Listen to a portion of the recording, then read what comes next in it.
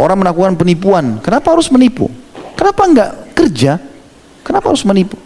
Dalam surah Fatir ayat 43 Allah mengatakan, dan orang yang mengatur tipu daya itu akan kembali kepada dirinya sendiri. Oh, dalam antum buka surah Fatir surah 35 ayat 43 itu menjelaskan orang yang mengatur tipu daya, menipu, dia akan kembali pada dia sendiri. Jangan menghayal teman-teman seakan-akan Allah nggak tahu, kita tidak akan dihukum. Sehebat apapun aku memutar kosakata, mengatur strategi, sejauh apapun, makin jauh antum mengatur sebuah tipu daya, maka makin berat nanti di ujung hukuman Allah. Nanti Allah buat satu masalah kecil, batal semua itu. Dan antum hanya cuma mengatakan, kok bisa ya? Kok bisa? Ini perlu dicambuk ini, kok bisa? Pasti bisa kalau sama Allah, gitu kan? Jangan mengkhayal itu, ya. Ini saya cuma kasih perumpamaan, bukan disamakan sama Allah. Tapi Allah SWT itu dikatakan, Innallaha kana alaikum raqiba. Allah selalu mengawasi kalian. Allah itu sami', maha mendengar, basir, maha melihat, gitu kan? Allah SWT tahu semua, tidak ada yang tersembunyi. Kalau kita taruh kaca akuarium misalnya, ya, kaca transparan, lalu kita taruh pasir warna putih sedikit saja, tidak banyak, lalu kita letakkan situ 5-6 ekor semut. Antum lagi lihat dari atas, kira-kira antum tahu gak semut itu kemana? Tahu, ya kan? Karena kan kelihatan ini kaca transparan, pasirnya sedikit, semutnya di situ.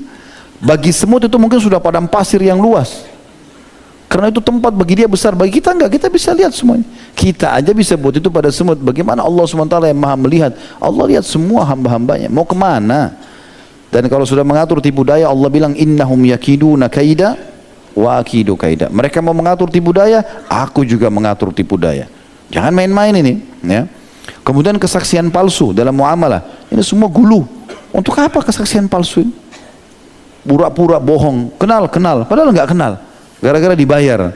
Saya dengar begitu di pengadilan agama, ada saksi-saksi yang dibayar. Ini terlalu berani nih. Sampai Nabi Muhammad SAW dalam hadis Bukhari mengatakan, hati-hati induk dosa besar yang membinasakan. Lalu beliau sambil ittika itu meletakkan siku di tanah, kaki Nabi melonjor, gitu kan.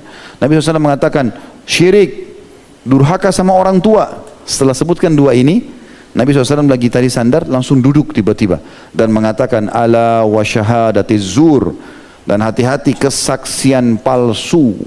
Nabi ulangi lagi, hati-hati kesaksian palsu, hati-hati kesaksian palsu. Ini pernah kita jelaskan di dosa besar kita, ya.